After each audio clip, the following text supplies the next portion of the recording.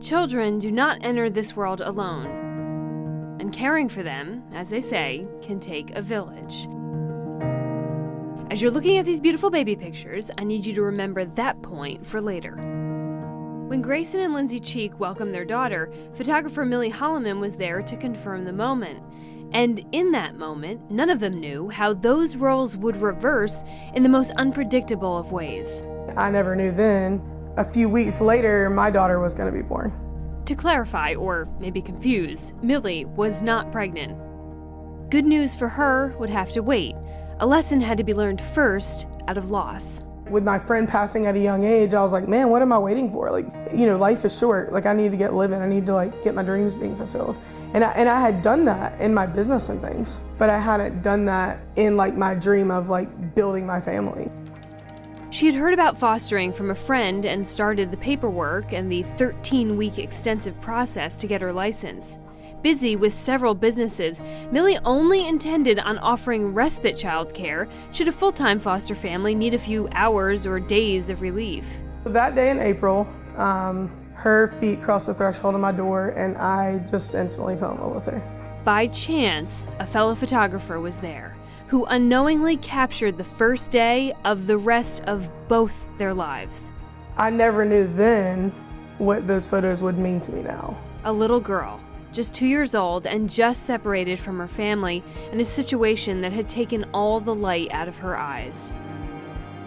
She sat against the glass door at my office, and the whole day she literally rocked against the glass door. And I felt so bad for her. Children like these are not rare, especially not here. At the Bear Foundation, the stack of files is quickly growing, each representing a child needing a safe home. The heroin and opiate epidemic in our area is one of the main drivers behind the flood of cases. We just think that, there are needy people in this community and someone else is taking care of it. But the reality is that there are not people taking care of it because the need is so great. Years went by, and Millie provided a healthy home to several other children. In every situation, the goal is to reunite them with their biological parents, if possible. I love you even more than that. You don't really have that promise of forever, so invest in them and love them, but be ready that we could take them at any time. People are so critical of these parents. The truth is that they love their kids because they're their kids. They birthed them. They have a lot of pain in it all too. They lost something that is I can't imagine losing. Nor could she have imagined that years later, she would be asked to care for that little girl again, only this time knowing her case had changed to adoption. And I was like, yes. Remember those beautiful baby photos? She immediately called that dad, who was now available as an adoption attorney, and who was able to talk the courthouse into turning a paperwork process into a full-blown celebration. A birth is a celebration. Everybody comes to the hospital, everybody's there, everybody's introduced, but to just get a phone call, it's no big deal. No, it's a big deal. She's grafted into our family tree. This is a big stinking deal. We're celebrating this kid. Adoption. On March 7th, in a courtroom filled with smiles, that little girl was given a very big job. I had to get on the boy's chair. The what chair? The boy's chair. This is a special day for By boy, she is specifically referring to Judge Disbrow. make this official. I sent that paper. Signing her own decree, and to a cheering crowd, she was officially adopted. That means I get to stay home and not come back with another family. The judge said it best. He said, I finally, I saw a happy ending today. And in that courtroom, which is a domestic violence courtroom in Brunswick County, you see some really terrible things and a lot of terrible things that involve children, and to be able to see something as happy and joyous as Ren being adopted into a good, solid Christian family, and you know that she's just gonna have a great life ahead of her, really does hit the reset button and puts one back in yourselves, and certainly did for me. Vera Wren Holloman. After 1,070 days in foster care, her new family name. The celebration still in full swing, and a letterboard in hand, Millie's photographer friends set off to immortalize the small village of supporters who were now Wren's family. Looking at a courtroom full of people that just love her and adore her and who are forever committed to her, it just reminds me of hope in this world. These photographs have now been widely shared across the internet as Wren's village continues to grow. If you have a heart to do something that matters, it's definitely something to consider. If it doesn't work, that's okay. You did your best. And if it does. If it does, and for foster parents like Millie, if it does work out, you run the risk of falling in love with a child and the reward of forever changing their future. I love you before you were mine. Please, Please, please. please, Yay, Mason. please. Mason was born on November 4th, 2013. He would be turning 3. The moment they laid him on my chest, everything just felt right. The moment he peed on my belly. And I was okay with that in that moment, because my joy was the fact that my baby was here, he was happy, he was alive, he was healthy, he was crying, he was great, he was beautiful, he was everything to me. From the moment Mason arrived, such tiny shoes were tasked with holding up such a big spirit. Sassiest thing you'd ever meet. Really? Say, Mommy. He loves to play, but he can also be really devilish. Okay. He was really funny, and he was like kind of like sly about when he did things. If you felt like Mason liked you, it was like an accomplishment. I was like, okay, like, it was all right, Mason likes me. Like, he said hi to me, like he wanted a hug. He was fascinated by nature. If he saw something crawling, running, wiggling, he would try to grab it and take it with him. Very gross. But he's a boy. Free-spirited, He hated pants, never wanted to wear them. Mason had a nickname he grew into. His godmother calls him Fat Burger. He answers to it, he runs to it, he loves to eat.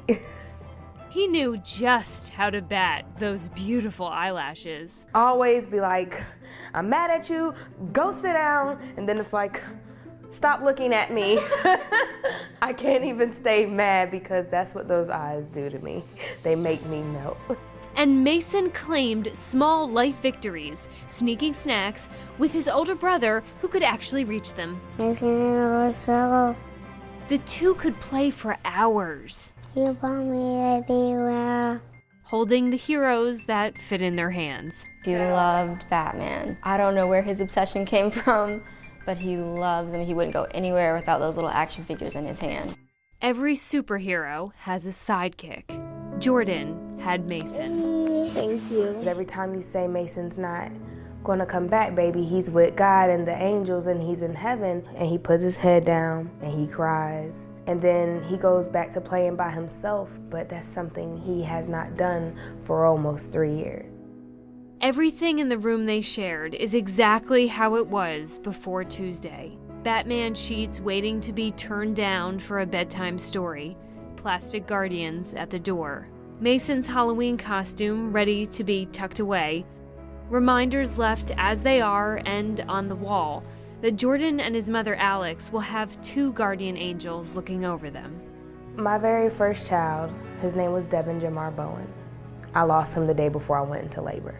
That was traumatic. I basically had to give birth, hold him and say goodbye, and plan a funeral the same day.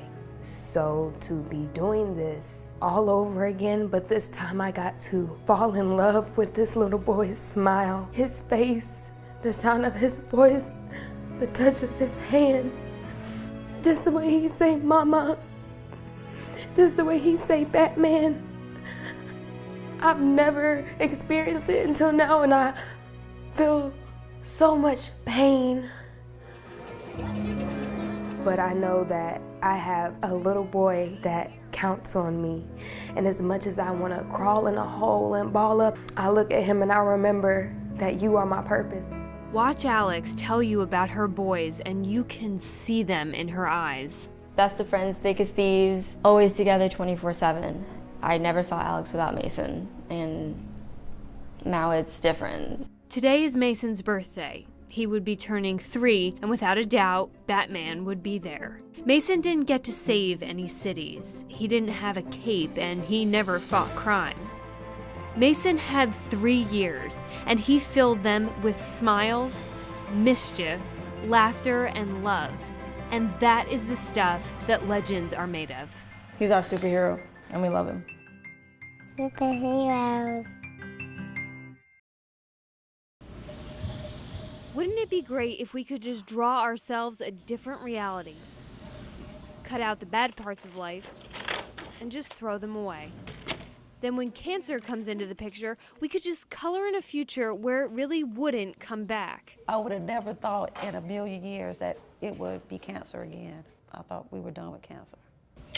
A little over a year after making a full recovery, Denise Hale's leukemia has returned. I'm getting kind of tired now. This time, the disease is in her central nervous system. I sit back and cry every night thinking, you know, why her? At 13 years old, relapse is now in Denise's vocabulary, along with phrases like Spinal Tap Tuesdays and, well, cancer sucks, all written out on her Relay for Life poster. Denise seems to be ready for this second round. She remembers every moment of the first. The first thing she asked me was, Do I have to lose my hair again? Remember 2009, when every strand started falling out. Remember her 5-year-old fairy godmother, Janaea, her sister who underwent surgery. She saved my life. Remember the two side by side as the bone marrow donation was made. Remember 100 days in Chapel Hill. Remember coming home cancer-free and getting pushed in the pool to celebrate. Think back to 2010. Cupcakes for a year without cancer, when Denise was thinking about friends more than the sharp feeling of pain. It felt like somebody kicked me in it. From taking all those pills. I feel like a body can take only so much. That will be the test this year for a family that is tightly glued together. It hurts that I know what's wrong, but I can't fix it. You know, that is the hardest part. The hard part right now is finding a new bone marrow donor. Of the 7 million nationwide, Denise doesn't have a match. There may be a saving grace in cell technology, and so now the Hales start sketching out another year of being survivors. It's gonna be all right. We're gonna get through this again. I tell her that I love her every day. I love her and I thank her for being my mom. While chemo and bone marrow may help fight Denise's cancer, no doubt it's her courage that will help her win the battle. I know I can get through this. Casey Roman, WECT News.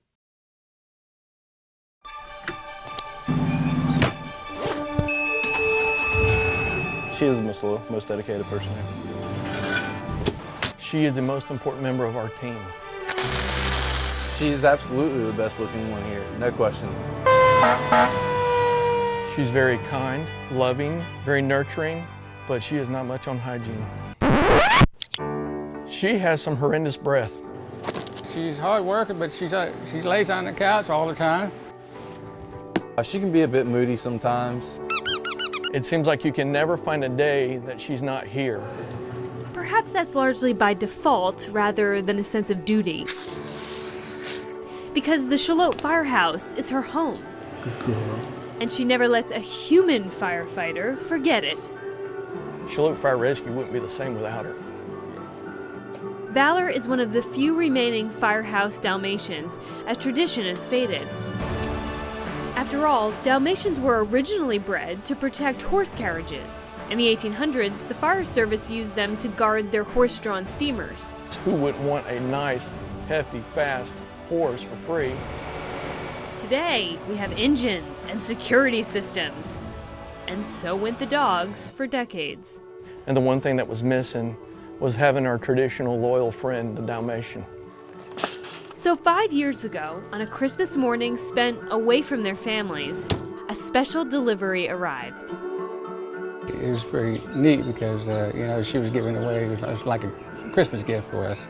Tiny, Can you hold them both in your hands? They taught her everything they knew. Sit. How to stop, Stop. drop, Drop. and roll. Roll. Crawl under the smoke. Give a big, warm, welcoming, slightly demonic-looking smile to everyone who walks through the door. And stand in as siren sounder, should the truck ever break down. A performance-based career that is completely treat-driven. Yeah, she's put on a few pounds over the years. Some of it could be our fault. Some of it could be her fault for helping herself to our food while we're not here. Tough crowd, considering she can still beat each and every one of them to the truck. Stay. With her very own turnout gear. Valor's responsibilities are strictly security, both for the station and for the expensive equipment the firefighters can't guard at a fire. While they're working, she stands guard, with an expression we're guessing looks similar to that smile. She's been in the truck for hours before. Let's be clear, Valor sets her own schedule, and she believes in a seasonal first response system. In the wintertime, the house alarm will go off. She'll be the first one to jump on the truck. In the summertime, she likes to stay in the air conditioning a little bit. Until about October, she keeps the couch safe. A huge source of resentment considering she has her very own hand-carved fire dog bed. When the fourth guy comes in, there's only 3 recliners and somebody's got to brave the couch with Valor. Who believes all 70-plus pounds of herself to be pure lapdog. Yeah, she throws it around. She's got a cush gig. But her most critical service is one you just can't hire for. We certainly cannot unsee some of the things we've seen, and Valor has been the one thing that we could always come back to and know that we're unconditionally loved. Unconditionally loved? Sure. Unselfishly share that couch? Well, that's gonna cost them.